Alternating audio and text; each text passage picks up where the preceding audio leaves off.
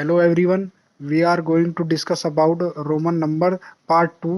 अभी हमारी इसमें एक ही क्लास हुई है और उस क्लास में हम रोमन संख्याओं के जो बेसिक चिन्ह होते हैं उसको हमने सीखा है। अब जो आगे की क्लास होगी इसमें हम रोमन संख्याओं के कुछ छोटे मोटे रूल होते हैं वो समझ लेते हैं। और आप किसी भी बड़े नंबर को अगर आप सोल्व करोगे तो आपको उन्हीं बेसिक सीन में ब्रेक करके उस क्वेश्चन को सोल्व करना पड़ेगा। इस क्लास में हम कुछ बेसिक्स रूल्स को समझेंगे, उन्हीं बेसिक्स रूल से हम किसी भी क्वेश्चन को सोल्व कर सकते हैं।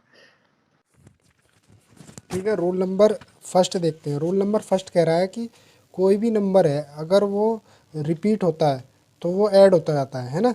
इसका क्या मतलब है देखते हैं।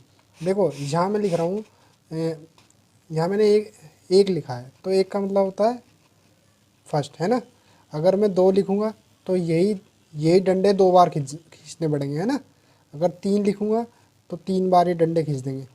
ठीक है, ऐसी देखो x बराबर क्या होता है 10 होता है। अगर मैं दो बार x लिख दूँ तो इसका मतलब हो जाएगा 20, है ना। अगर मैं तीन बार x लिख दूँ तो इसका मतलब हो जाएगा 30। ठीक है, तो रूल नंबर फर्स्ट सिंपल सा है।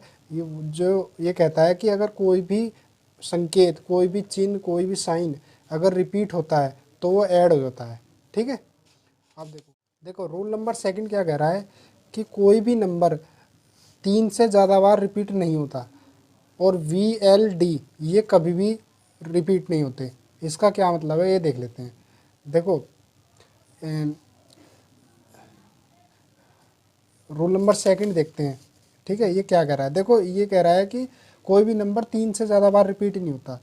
तो देखते हैं, जैसे मान लो मुझे तीन लिखना है, मैं तीन डंडे खींच दूंगा तो इसका मतलब हो जाएगा तीन। लेकिन अगर मैं यही चार बार लिख दूंगा, ये डंडे में चार बार खींच दूंगा तो चार होना चाहिए, लेकिन ये गलत होता है। चार को हम ऐसे लिखते हैं I और V। ठीक है, अगर देखो इसके अलावा अगर बात करें x की, x बराबर होता है 10। अगर मुझे 40 लिखना है तो मैं अगर चार बार x लिख दूँ तो ये 40 होना चाहिए, है ना। लेकिन ये गलत है।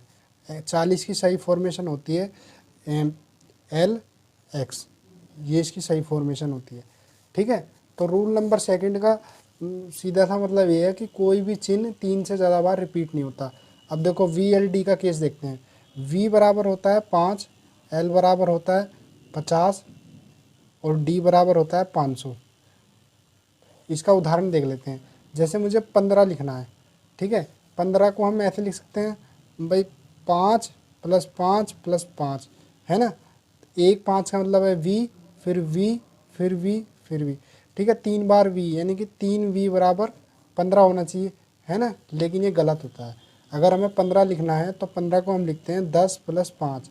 10 का मतलब होता है X और V होता है 5, है ना। तो x और v को मिलाकर हम लिखते हैं 15।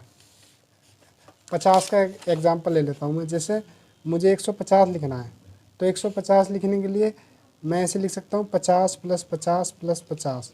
ठीक है, एक 50 का मतलब होता है l, तीन 50 का मतलब 3l। l + l + l बराबर l l l। 3l का मतलब 50 होना चाहिए, है ना। लेकिन ये गलत है। इसकी सही फॉर्मेशन ये होती है कि 100 + 50।